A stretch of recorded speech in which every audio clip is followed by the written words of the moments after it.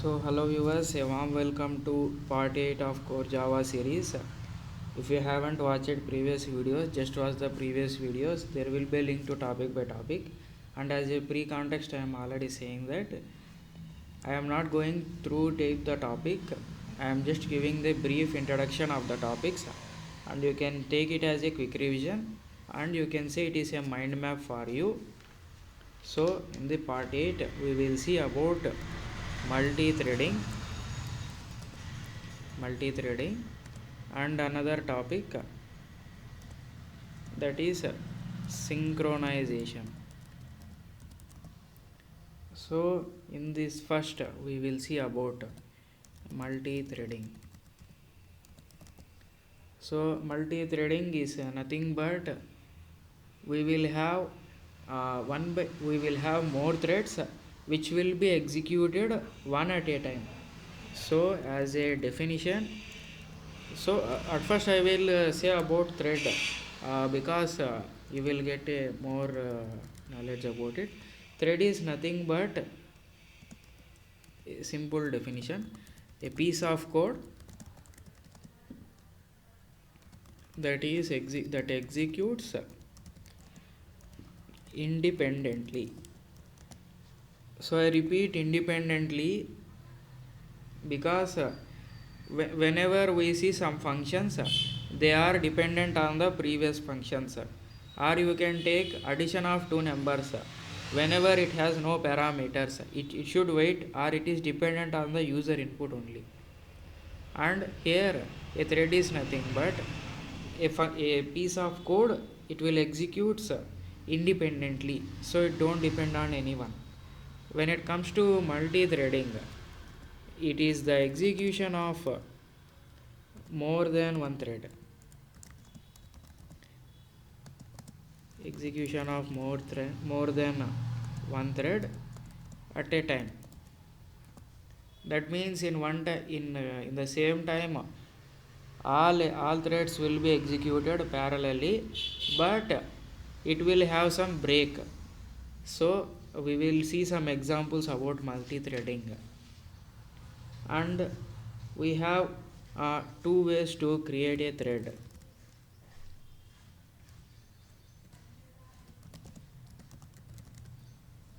Sorry. So creating thread, we have two ways.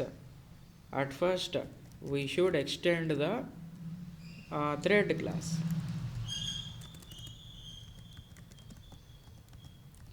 We should extend thread class, or we should implement the interface, that is runnable interface. So both have a minor difference. When it comes to inheritance type, we will extend a class. When it comes to interface, we will implement the interface only.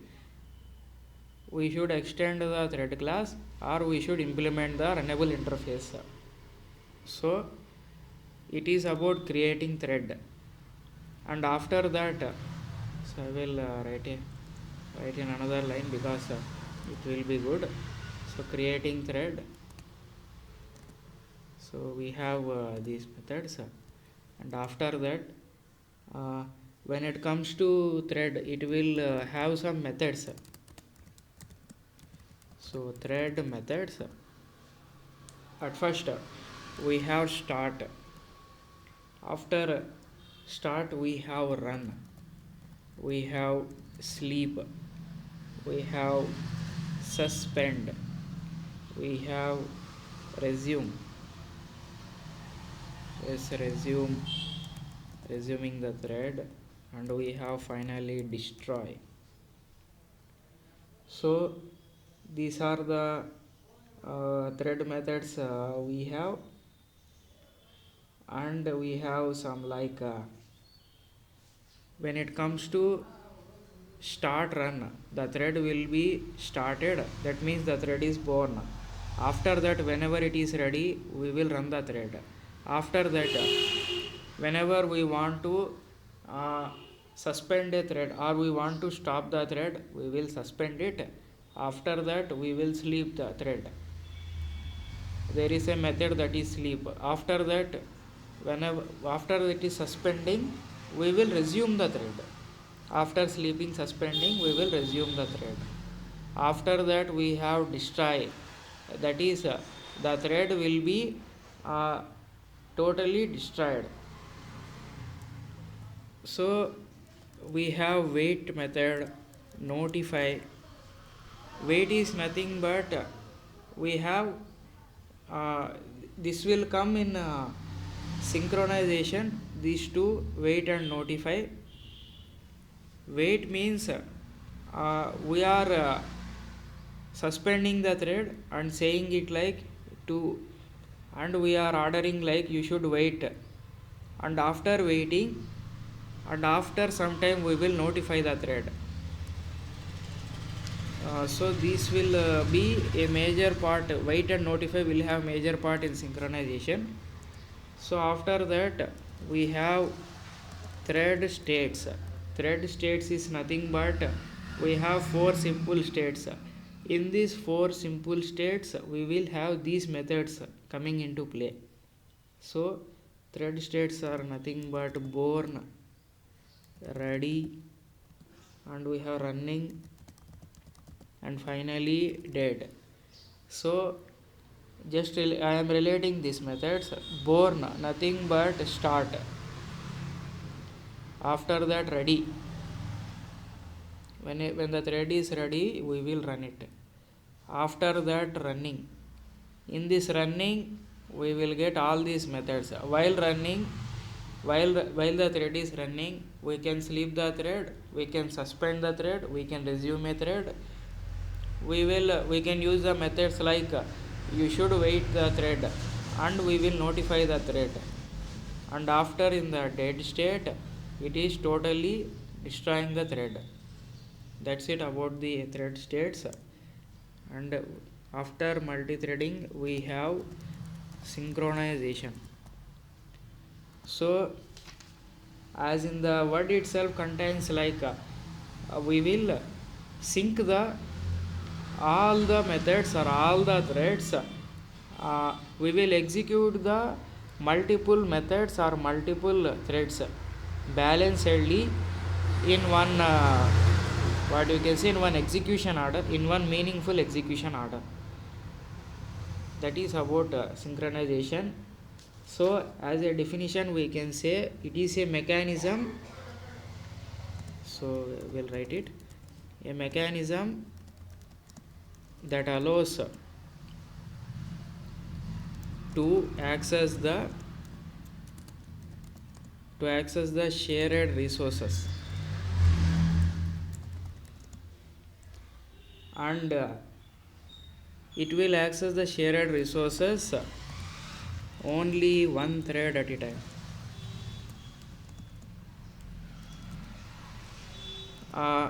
We can write it like a shared resource better. So for example, just take like we have 5 desktops and one printer. So one printer. As a synchronization, whenever there are 5 desktops, assume like 3 desktops want to print a content. So desktop 1 sended the mail or content to print. In the meantime, desktop 2 as well, it shared some content. And again, desktop 3 also shared some content to the printer. Here, if it is not follows the synchronization, assume if it not follows the synchronization, it will print the content of desktop 1 in 2 pages. After that, it will print the content of desktop 2 in next 2 pages. It will contain the content of desktop 3 in next 2 pages. So it won't finish one person's one desktop's printing. It will multitasking. So it is not good. So we will use synchronization at that time. Synchronization, it will give an allocated time for the task, and the shared resource come into play, it will first do the work. After that it will go to the next thing. So whenever you see, you will download 3 to 4 YouTube videos simultaneously. In that, which video will download first?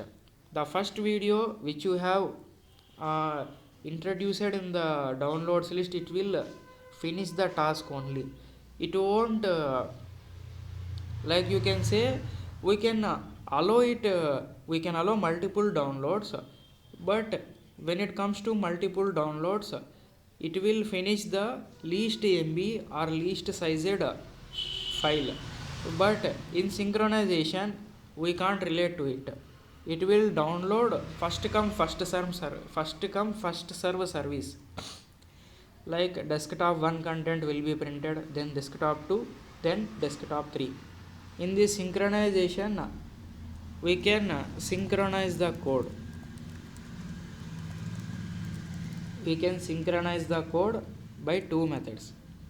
First one is synchronizing a method, or we can synchronize a block of code. You can say what is the difference between that, because a method is also called as block of code.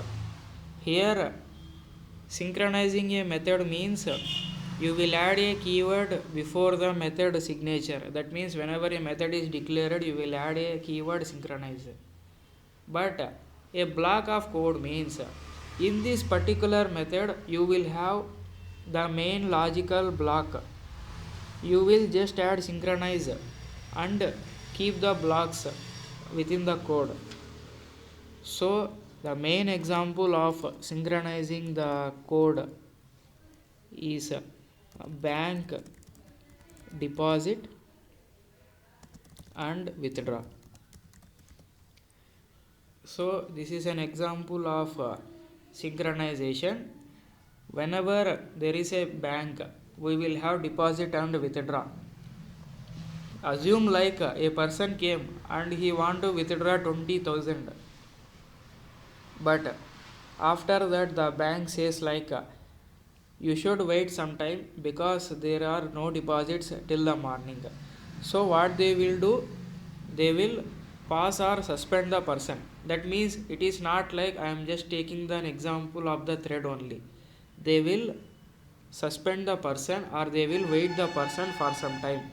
After depositing, they will notify the person. More than suspend, it is good to take the example of wait and notify. So I will relate it to it. So take the example of wait and notify. If a person want to withdraw money, if there is a balance, they will give the money, or there is no balance, they will say wait for some time. After that, if the deposit came, they will notify the person. That's it, a simple example of synchronization. So when it comes to multi-threading and synchronization, multi-threading is nothing but it will allow all processes at one time. When it comes to synchronization, it will allows only one process with the allocated resource. With the allocated shared resource, it will allows only one process at a time. Like we have seen the 5 desktops and printer example, and this is about multi-threading and synchronization. So here we go, we come to the end of part 8. So in the video I have included this image. So this is about multi-threading and synchronization. We came to the end of part 8. So we will see more content in part 9.